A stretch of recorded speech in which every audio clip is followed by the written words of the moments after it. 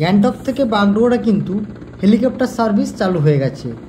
সকালে গ্যাংটকে ছাড়ছে 9:35-এর সময় এবং সেই একই হেলিকপ্টার বাগডোগরা ছেড়ে বেরিয়ে আসছে সকাল 10:40। আবার গ্যাংটকে এসে ছাড়ছে দুপুর 1:55 এবং সেই হেলিকপ্টারটা আবার বাগডোগরা থেকে ব্যাক করছে তোমার বিকেল 4টের সময়। গ্যাংটক বা শিলিগুড়ি থেকে দু জায়গা থেকেই কিন্তু মাথাপিছু ভাড়া 4500 টাকা করে, 4500। একটা MI 172 হেলিকপ্টার কিন্তু দেওয়া হয়েছে এবং ওয়েদারের উপর কন্ডিশন করে কিন্তু এই হেলিকপ্টারটা চালানো হবে এবং এটা 20 সিটের হেলিকপ্টার দেওয়া হয়েছে।